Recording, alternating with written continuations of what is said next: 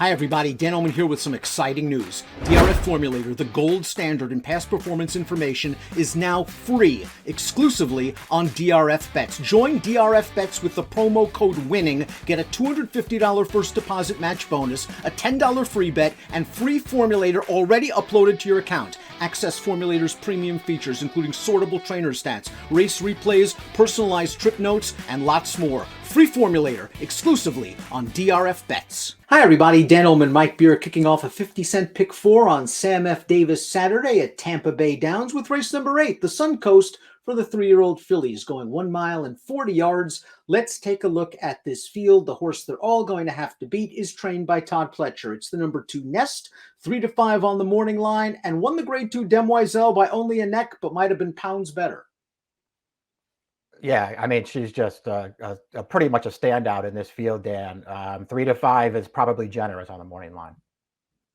We will take a look at the Timeform US pace projector, however, because I agree with Timeform US. I don't think this pace is very fast. It might favor horses on or near the early lead. Now, I'm not sure the 3 A Little Love and Luck will make the lead. I think the 4 Mining Chrome can be a little closer. I do think the 5 Ruth and Merriment will be up close as well.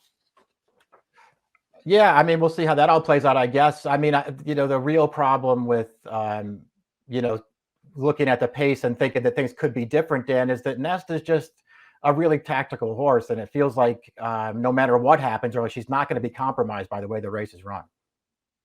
The number 1 is Blame the Champagne, and she's a maiden making her 7th lifetime start. Maybe she'll need a little bit of pace help and improvement. We'll take a look at her most recent race, a maiden special weight at Gulfstream, going 1 mile and a 16th with a short stretch, and she had to rally from mid-pack in here. We're going to see Blame the Champagne down on the inside, get up for 3rd. She's got some pedigree. She's by Candy Ride and a half-sister to a grade 3 stakes winner on the turf. I'd expect continued improvement, but she's going to have to really take a step forward to win this one. Yeah, I mean, we'll see what happens here. I guess they'll just, sort of take her back, Dan, try to make one run with her and see how many pieces she can pick up in the stretch. Nest has won 2 of 3 starts. We're going to take a look at her victory in the grade 2 Demoiselle. And again, she only won by a neck, but consider this, friends. She was 4 wide every step of the way, around the first turn, on the backstretch, around the second turn. She's just lost a ton of ground, and she's still going to grind down this field. The 3rd place finisher would come back to flatter the form, winning the Busanda with an 80 buyer. She's got pedigree as a full sister to Santanita handicap winner Idol. She's got Pletcher and Irad. Do you think maybe she wants a little bit more distance than 1 mile and 40? I don't know. I guess that's possible. I wouldn't look at her that way, at least for now. Her first 2 starts, which were both 1-turn routes, she ran really well in both of those starts too. And as you mentioned, was just a lot better than it looks last time with that old 4-wide trip going 9 furlongs and off of a moderate pace as well. I mean, they weren't even moving in front of her. She still closed them down. She looks like she could be pretty good.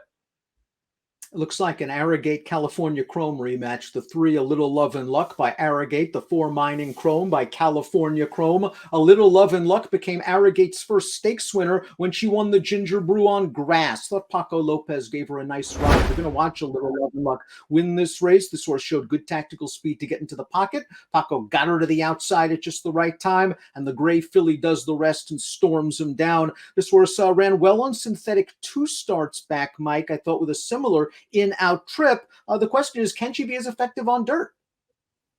Yeah, I mean, that's what she has to prove here. Her only dirt start so far wasn't terrible. It just happened to be in a really slow race. So we'll see. It feels like she's taken steps forward in her last 2 starts. Maybe she can do it again, Dan. I really do like her running style, at least on the different surfaces, because her last 2 starts, she got great trips and winning both times. Turfy pedigree. Dam was a grade 2 winner on the grass, and this one is a half to victory to victory. Winner of the grade 1 Natalma on the turf at Woodbine. Mining Chrome is up next, going turf to dirt. Her lone win did come on the dirt, and the last time she raced on the surface, she was sprinting against a pretty good sprinter. That by the best has come back to win 2 stakes races at Laurel. I think she'll show some speed in here. She's going to need a little bit of a buyer boost. Yeah, I thought they would go back to showing speed with her as well, because when she won first time out, they just put her right on the front. She got loose and she never looked back. And her 2 dirt starts after that, wasn't able to make the lead either time. I guess they'll go forward and then they'll see how good she actually is, because this looks like a tough spot. Ruth and Merriment is up next, and it looked like this filly just got better when they switched her to the synthetic surface at Presque Isle Downs. She was up close to the pace last time out at Tampa on the turf before tiring. The dirt form just leaves a lot to be desired. I expect her to be close to the pace. Yeah, she looks like a few other horses in this race who just really hasn't run one yet that's going to make her very competitive in here. Her connections are going to take a shot going turf to dirt and see if she can improve. Christophe Clement might have the biggest threat to the favorite in the 6, Peaceful Surprise. Let's watch her debut at Tampa at this distance. In a race that did not have a ton of pace. She was able to save some ground. She gets to the outside late, and she's able to grind it out. I like that she overcame a slow pace. I like that she scored going 2 turns in her debut for a very strong debut trainer. She might be up against it, though, from a pace standpoint again, but she looks like a nice-looking filly. Yeah, I like the way that she won that race. You know, as you pointed out, Clement's just so good with first-time starters. It's not really a surprise. But they just rated her early. She cut the corner. She was a little bit tight there, I thought, cutting the corner at the top of the stretch, but she got clear, had a little work to do after that horse on a clear lead and just ran her down. I like this horse's debut. The 7 Hot Penny might have benefited from a rail biased track at Gulfstream 2 starts back. It was a wet track. She got up to win at 17-1. They ran her in the Gasparilla at Tampa going 7/8 last time out. It was an okay performance, a big improvement from a buyer standpoint. She got a little bit of pedigree by Medaglia d'Oro out of a graded stakes winner. Yeah, I thought she ran okay last time. It was certainly a step in the right direction. That was a race where closers, you know, the horses from off the pace did pretty well there. So I don't feel like she necessarily had any kind of an excuse, but she was racing on at the end. This horse, I mean, she feels like to me she's going to be a big price in here, Dan. I don't think she's impossible. Completing the fields, the 8 Princess Ellen. Let's watch her career debut going 6 furlongs. She was completely dismissed in the wagering, and she made everybody pay. She was 41-1, and she is on the outside with some horses to pass, and she just runs right by them all. Solid 66 buyer speed figure, big class and distance test. Yeah, there's a lot working against her. She actually ran pretty well in this race, though, despite taking no money. Had a pretty good setup. Closers are going to run 1-2 in here. But I like the move that she made off the turn there, and I like the way she won as well. She's got a little pedigree behind her as well, Dan. Her dam, a sister to Social Inclusion, who I guess never panned out, but he was a good horse.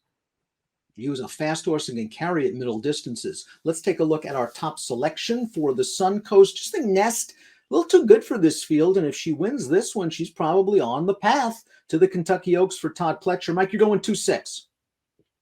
Yeah, I mean, like you, I just sort of felt like Nest was probably too much for this field. The Clement second-time starter felt like perhaps the main danger in this race. We'll see if she can handle the step up in class. 2683 for Mike, 2738 for me. It's the Suncoast 3-year-old fillies on Sam F. Davis Saturday at Tampa Bay Downs. Good luck.